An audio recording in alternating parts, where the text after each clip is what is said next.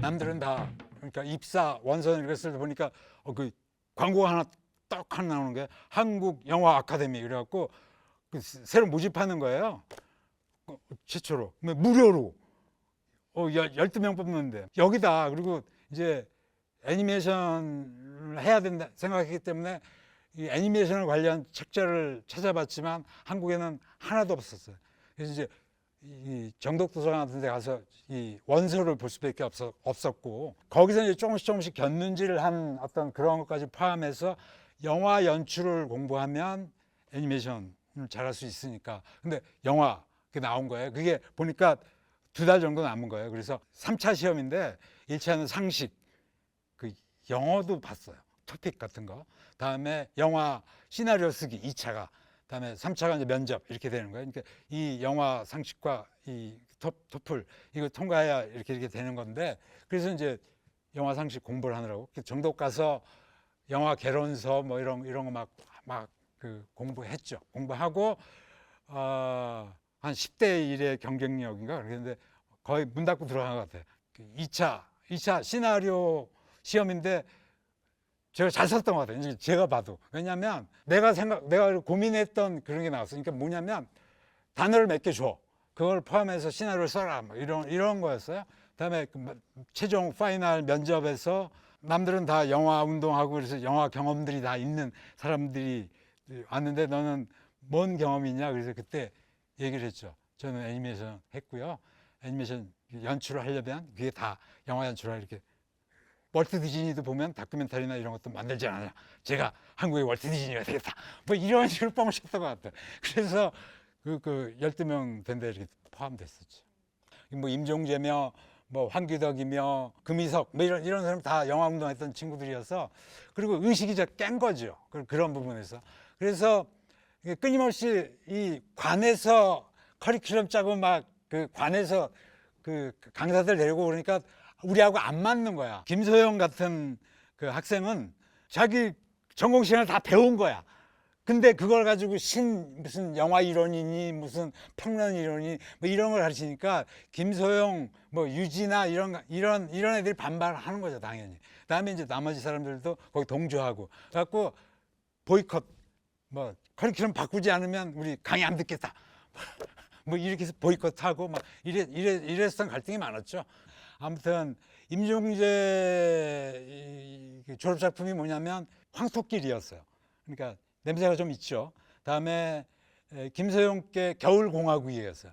이런 거. 다음에 이용백께 니무롯 초상이에요. 그러니까 이용백 별거 아닌데 뭐냐면 이 민족주의적 이 냄새가 나는 내용을 가지고 뭐 이태원에 추상화 그리는 사람이 교황 바오로 2세가 우리나라에 왔을 때 교황을 저격한다. 뭐 이런 식의 그 10분짜리 뭘 만들었는데 아무튼 그 졸업 안 된다 이죠. 검열 아닌 검열 같은 거 막 해서 뭐 사운드 못 넣게 하고 막 이런 식으로 했는데 우리가 또 어떤 우리입니까? 막 싸워가지고 이 졸업 작품을 했죠. 끝내는. 그랬더니 영화진흥공사에서 상영을 안 하는 거야. 외부 공개를 안 하고 뭐 그런 식으로 했죠. 근데 그 영향이 2기, 3기까지 조금 갔었던 것 같아요. 그러니까 이 하청일이 어떻게 이루어지냐면 가령 필름을 찍거나 칼라칠하거나 이런 것들을 다시 짐을 바리바리 싸가지고 사람이 들고 김포 가서 비행기 타고 핸드캐리 하는 거예요. 하루에 한 번씩 왔다 갔다 하는 거예요. 그런 식으로 일본 그 슈퍼바이저가 오기도 하고 그런 식으로 한국에 가고 그리고 그게 대원에서 그런 게 아니라 대원이 봉천동에 있는 몇몇 회사하고 협회를 만들어서 그러니까 오늘은 대원에서 발송하는 거야. 그럼 대원에 다 모여. 갖고 막 그 트렁크 막 한 사람이 들고 갈 수 있는 최대치까지 오버 델리버리 하면서 막 보내는 그런 식으로 하청일이 벌어졌거든요. 지인이 애니메이터 지인이 나한테 와서 야, 그 구로공단에 구로 제2공단에 인테리어 디자이너스라는 애니메이션 회사가 있다. 근데 왜 이름이 인테리어 디자이너스인데 옛날에 그런 거 했던 공장이었던 것 같아요. 근데 그 사장이 이제 애니메이션을 이렇게 하는 데인데 일본의 도쿄 무비 신사 작품을 한다. 그 작품은 선망이 됐던 작품이에요. 이 도에이 그런 작품이 아니라 도쿄 무비 작품은 어마어마한 아키라 같은 거 만드는 그런 느낌이었죠. 근데 그거를 너한테 진행을 시키는 게 아니고 파이널 체킹을 하도록 해주겠다. 급료도 뭐 100만 원이 훨씬 넘었어요. 엄청나게 하지 않겠냐. 바로 갔죠, 바로. 그다음에 그게 구로공단인 게 또 중요해요. 가서 이 공단인데 한 몇 달 되니까 거기 이제 그 노동운동 같은 게 벌어지는 공장들 몇 번 보기도 했고, 그다음에 이제 저절로 그런 무드가 결정적으로 나를 이렇게 돌아서게 한 게 서울대 미대 애들이 어느 날 견학 왔어요. 근데 그 서울대 미대 애들은 어떤 애들이냐면 이 미술 가지고 이제 성이 안 차는 애들, 제조업 같은 게 아니고 이 애니메이션 같은 거 하는 애니까 거기 우르르 오더라고요. 그러면서 이제 알았죠. 서울대 미대 애들도 일종의 그 사회 운동, 노동 운동 같은 거 하려고 움직인다. 그다음 이제 미술 공부하는 애들이 뭔가 애니메이션 가지고 뭘 하려고 한다. 그리고 이제 걔들하고 뭔가 결합을 하면 걔네들의 미술 실력과 나의 애니메이션 기술이 결합하면 일을 낼 수 있겠다. 뭐 이런 가능성을 생각했죠. 그러면서 회사가 잘 되고 있었거든요. 막 일치월장 막 잘 되고 있는데 관두자. 안 해. 내 창작일 안 하면 안 해. 그러니까 아무리 애써도 도쿄무비 이 이름으로 나가니까. 그래서 나와서 봉천동에다가 조그만 사무실을 하나 얻어서 해보자. 창작일을 해보자.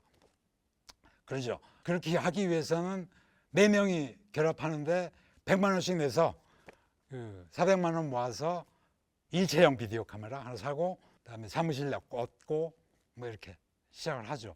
근데 그렇게 해서 이제 하청일을 받아서 임은 조금 남겨서 그거 가지고 이제 제작비 만들겠다 이렇게 했는데 그런데 신경 안 쓰고 비디오 카메라가 생겼으니까 그거 들고 시위 현장에 가서 찍는 거.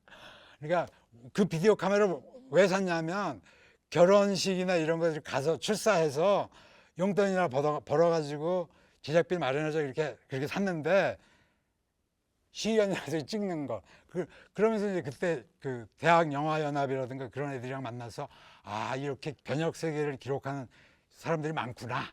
그리고 이제 그런 시위 현장을 찍으려면 자기 안전이 도모돼야 된다. 그래서 이제 취재 안전 같은 거 만들어서 차고 그렇게 돌아다니면 그때 전경들이 못 잡았어요. 왜냐하면 취재하는 줄 알고 외신들이 많아서 외신들은 다 우리한테 발주를 줬거든요. 한국 사람들한테. 그러니까 그렇게 하는 줄 알고 그래서 제대로 찍었죠. 그런 그때 기록 정신 그런 게 사실은 이 파업전야나 그때 영화들에 조금 남아있죠.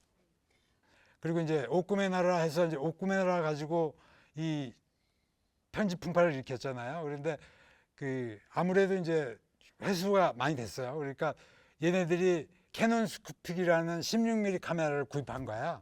근데 이 필름으로 돌아가는 거니까 이거를 자신 있게 다룰 수 있는 사람이 없는 거야. 물론 하면 하겠지만 그래서 나를 꼬시는 거지. 정동배 들어와라. 우리 캐논 스쿠픽이 있다. 캐논 스쿠픽이 있다고 그거 가지고 시위 현장 같은 거를 제대로 기록해 놓자. 네가 해야 되겠다. 하고 이제 나한테 그 캐논 스쿠픽을 준 거야. 한 롤 되게 비쌌는데 한 롤 하나 끼고 아껴서 시위 현장을 찍고 막 그랬죠. 그래서 이제 그거 찍은 거 나중에 묶어서 다큐멘터리를 만들어요. 87에서 89로 전진하는 노동자. 그래서 한 40분짜리 그 찍은 거 모아서 이렇게 만들고 다음에 이제 그 몇몇 그 화면들은 또 쓰기도 하죠. 저 영화 파업전야 같은 데다. 아무튼 그런 일을 했죠. 근데 물론 사무실에 없고 캐논 스펙 사고 다음에 그 차기 작품 뭐 돈 좀 모아놓긴 했지만 돈이 없죠 다. 근데 유일하게 돈벌이를 할 수 있는 사람이 이용배죠. 이용배가 뭘 할 수 있냐면 파이널 체킹이라고 하는 중요한 부서예요. 이 리테이크 작업, 이게 하청 작업에 그 일을 내가 할 수 있었어요. 그래서 내가 파업전야 다음에 서울무비 가는데 서울무비 사장이었던 그 전창록 씨 일하는 그 회사에 그 파이널 체킹 같은 걸 봐주죠. 그러면 이제 돈이 좀 생기니까 그거 가지고 먹고 살았죠. 그러면 서울무비랑 뭐 서울무비 그냥 없었었어요. 아직 안 생겼어요. 아직 서울무비 서울무비 전신, 이 동양동화라고 하는데 나는 이제 파업전야를 잘 찍었죠. 파업전야를 찍고 이제 개봉한 게 이제 90년 3월 달에 개봉을 하면서 예감이 되잖아요. 근데 그때쯤에 제가 계속 전창록 씨하고 이렇게 사회 친구처럼 이렇게 지내다가 계속 얘기하죠. 전창록, 나 하청 일은 안 하지만 애니메이션 하고 싶다. 창작 일 하고 싶다. 단편 만들고 싶다. 단편부터 만들고 싶다. 꼬셔서 그런 전창록 씨가 나한테, 그래, 너 그렇다면 기획실 해. 그래서 쪽방에다가 기획실 하나 차려주죠. 그래서 거기에 이제 나 멤버들도 있다. 그 멤버들이 뭐냐면 인테리어 디자이너 때 그때 접했던 그 아이들, 이렇게 새끼친 애들, 걔네들이 그 현장 미술 활동을 했던 모임이 있더라고. 황토라고. 그래서 이 팀을 다 꼬드겨서 기획실 멤버가 되라. 내가 리더가 되마. 내가 기술 가르쳐주마. 그래서 결합해서 내가 아침에 6시인가 이렇게 모이게 해서 30분 정도는 사회가 공부하고, 다음에 나머지는 이 애니메이션 기술 가르쳐주고, 이렇게 하면서 그들을 키웠죠. 거기에 이제 오성윤 뭐 이런 사람도 있었죠. 그러니까 여태껏은 다 그 진짜 와블이 왜 탄생됐냐의 백그라운드 얘기를 한 거야. 이제 애니메이션을 가르치는 건 가르치는 거고, 그다음에 이제 작품을 하나 해야 되겠는데 뭘 할까 고민했는데, 사실은 이것도 이제 아카데미하고 관련이 있는데, 아카데미 졸업 작품을 하기 전에 졸업 작품 작 10분간 얘기 주는데, 제가 이제 소재 찾다가 그때 그 황석영의 장길산이라는 대하 소설이 있었는데, 그때 그 에필로그 부분에 이 와불 얘기가 나와요. 이게 새로운 민중 세상을 얻기 위해서 도망자 민중들이 한 지역, 지금 그 화순 인근에 모여서 자기네 소원을 비느라고 천불차탑을 만들면 세상이 뒤집힌다. 그래서 막 하다가 너무 힘들어서 마지막 한 놈이 쳇딱이 울었다. 그리고 이제 구당구당 다 넘어지, 그게 이제 일화잖아요. 그래서 이거 한번 애니메이션을 해야 되겠다 이렇게 했다가 이제 그 황토 멤버들이랑 이렇게 여러 가지 얘기를 하다가, 야, 그거는 내가 좀 시나리오를 쓸 수 있겠다. 그래서 와불을 선택했고 다들 좋아했어요. 그다음에 이제 이 그림 실력들이 있는 애니까 난 또 약간 기대가 되고, 그래서 그걸 했죠. 그래서 그거를 이제 첫 작품으로 해서 같이 작업을 한 거죠. 요는 이제 그 일본처럼 아니면 디즈니처럼 장편에 도전해야 되는 건데, 그러기 위해서는 아무것도 없이 장편할 수 있는 게 아니니까 단편이나 이런 걸로 작품 영업을 하자. 그렇게 만들면, 사실 이제 그때 내가 알았던 게 뭐냐면, 이 단편의 효용도는 우리를 알리는 것도 있지만 영화제 출품해서 이 어떤 지명도 같은 걸 얻는 거다. 그래야 장편 가능성이 빨라지니까. 또 그렇게 했던 사람들이 그 해외에는 많고, 케이스가. 그래서 이제 출품을 하자. 그리고 이제 계산을 세계 그 애니메이션 영화제에 훑어보니까 앙시가 가장 빠르더라고요. 앙시 유용으로 만들자. 그렇게 해서 만들었죠. 출품 맞게. 그때가 다음 해 2월 달 마감인가 이런데, 아무튼 그거에 맞춰서 작업을 했죠. 그래서 전창록 씨한테도, 서울무비 사장한테도, 야, 우리 해외 출품할 거다. 그리고 그러려면 한국적인 냄새가 나야 된다. 뭐 이렇게 속여서, 속인 것보다 진정성을 가지고 그렇게 얘기해서 그걸 만들었죠.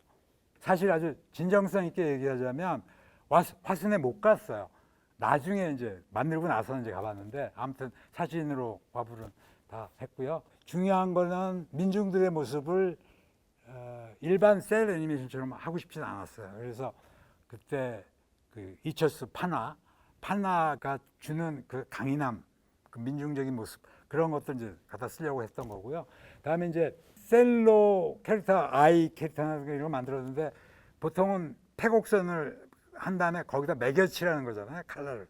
근데 그거에 숨통을 좀 틔워주고 싶었어요. 그래서 매겨칠하지 말고 그냥 여유 있게 살 넘치지 않게 칠해라. 그래서 지금 자세히 보면 이렇게 그 여유가 있습니다. 외곽선과 칼라 칠한 사이의 여백이 좀 숨통을 트이게 하자 그렇게 했던 거고요.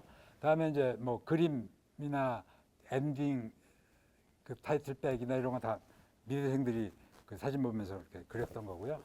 그다음에 이제 이 구성에 중요한 이니셔티브나 뭐 이런 걸 주었던 게 뭐냐면 그때 걸프전이 있었거든요. 그래서 외신에는 끊임없이 걸프전 소식이 쏟아졌어요. 그래서 그때의 광주와 연관된 이미지들은 좀 탈색시키면서 변형시킨 그 사막복장, 위장복 같은 걸 이렇게 바꿨던 거고요.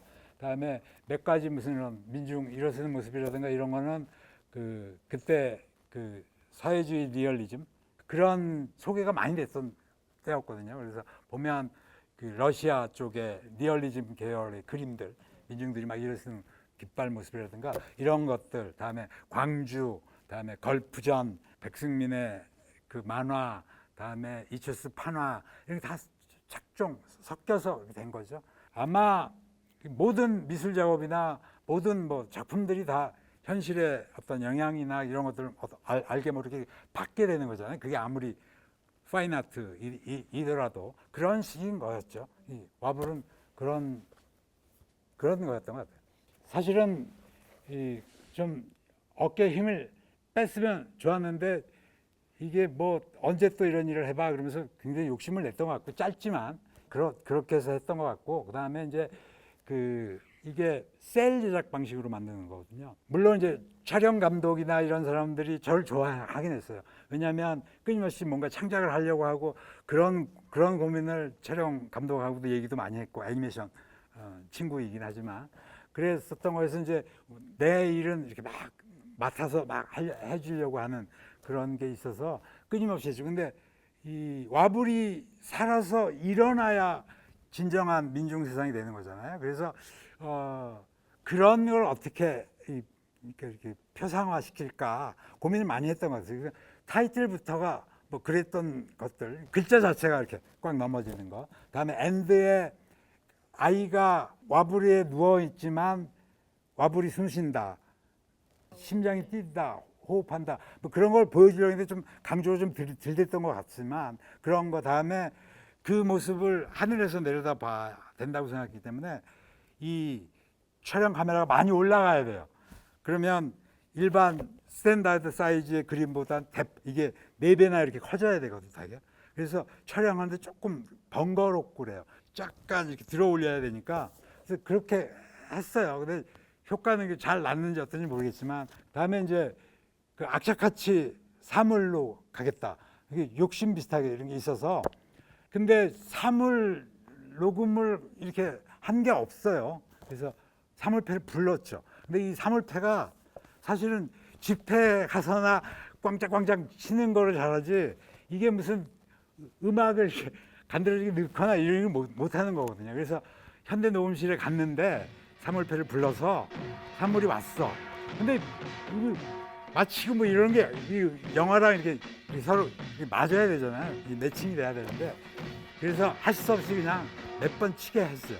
그 사물을 전체 러닝 타임만 이 엔드 타이틀에 사물이 들어가니까 러닝 타임이 거기에다만 맞춘 사물을 이렇게 하게 해서 약간 이렇게 매칭이 좀 덜 되지만 아무튼 그렇게 녹음을 해서 사물을 때려 넣었죠.